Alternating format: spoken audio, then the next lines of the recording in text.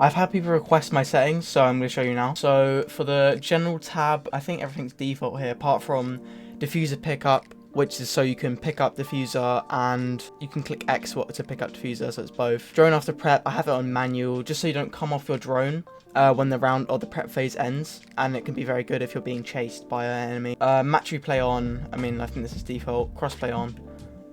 HUD, I think my HUD is default apart from a couple things. I have health on numbers only, just so it's not distracting. You still get the information you need. Stance indicator, I have that off. It's just not necessary. It just basically shows you if you're crouched, stood up, or let down. Audio, many people will tell you to put night mode on, but I play hi-fi. Now, the reason I play hi-fi is because I've played it for so long that whenever I play a different mode, I can't tell what guns are shooting. Alright, future me here, I was waffling a lot, so I'll just reset. Okay, so hi-fi is the least compressed and the most clarity between sounds, so I would recommend this if you're a new player. Night mode is the least dynamic and most compressed, making all sounds intelligible, even at low volumes. So that means footsteps will be louder and gunshots will be quieter. And TV is the middle ground between the two. Now for display, you want VSync off to get better performance. Same with graphics mode, you want to turn it on to prioritize performance. Now you only get this option if you have an Xbox Series S, a Xbox Series X, or a PlayStation 5. I play 84 FOV. I feel like it's not too zoomed in, it's just like the perfect amount. I play this default. Brightness is 55. You don't really want it too dark or too bright. I recommend just having what I have. Now, this is a big one. Vibration disabled. This is what you need. Now, I used to play with vibration on. It makes it so much harder to control recoil and just aim your gun when your controller's fucking shaking. So yeah, definitely disable this. Now, it will feel really weird if you're so used to controlling recoil with it on. But trust me, get used to it and you'll play so much better. Now, gadget deployment advanced. I mean, what does this do again? You can cancel deploying gadgets like shields or reinforcements, which is obviously, you want that. Drone deployment advanced. Now, when you throw a drone, you instantly get on the camera if it's on standard, which you do not want, because you can die. If someone hits you for a cam, they can run out and shoot you. But with this on advanced, you can just be a lot more safe. You can throw it and maybe bait someone to run out at you. Back again, yep, I know, I was waffling again, but... So, leaning behavior, you want that on alternate. So leaning behavior, you want that on alternate, because you can hip lean. So if you're aiming in you're leaning and unaim, you can stay leaning, which is very good in certain situations, like if you're smoke with a shotgun, and it's a lot easier to peek stuff when you're un-ADS. So I recommend turning that on. Obviously it's not as easy on controller to activate leaning because you have to be like aiming in already.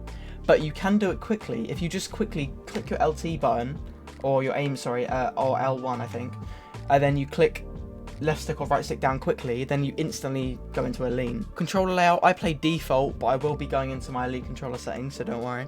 Same with this, I play default, customize controller inputs. Now this is another big thing. If you're struggling with your sense, it could be this option here. Now, controller rotation, I have it on classic. Now the difference between the two is that updated is a more consistent, I'm actually reading this off screen, more consistent progression of rotation speed. Now what that means is that, I don't know, I'm just used to it, okay? I don't know why I use it, it's good. It's a slow gradual progression until it reaches full tilt. Now, I don't know, I'm just used to it. I don't know if it is better or not, but just use it, I don't know, man, everyone uses this, so. 55 vertical, I think that's like a decent thing. You don't really want it any higher than this. I would say the lowest you want this is like 40. And for horizontal, you want it quite high. I play 90. Now, with vertical, you don't want it that high because you're never really flicking up between floors. That looked mad. And with horizontal, you want it 90 so you can flick about a lot easier. Like, trust me, it's so much easier to like flick about and stuff with a high horizontal. If you're not used to a high horizontal, I recommend just slowly, gradually upping it. Otherwise, it will feel really fast and just uncontrollable. Now, Deadzone 5.5. I've always played 5.5. Now, I wouldn't recommend putting on 0 because if you have stick drift, you will be moving a lot. And then obviously the reason you want it low on the right stick is so you can just have like better like adjustments with your controller without having to move it so much.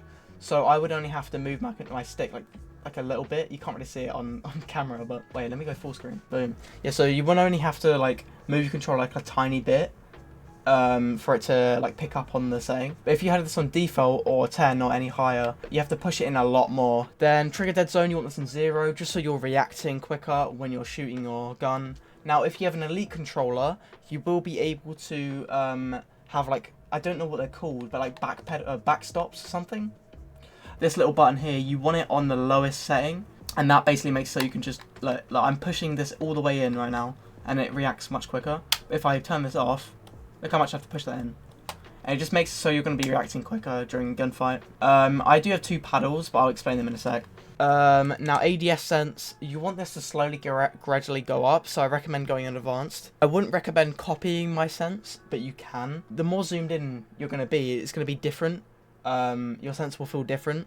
So that's why it slowly goes up by 5 or 4. I mean, I've just made this up, but obviously next season, these 2 scopes won't matter. Yeah, just 2742 next season if you're watching that then. Then the last couple settings, advanced controller options, I don't think it's really that good. I recommend just disabling it.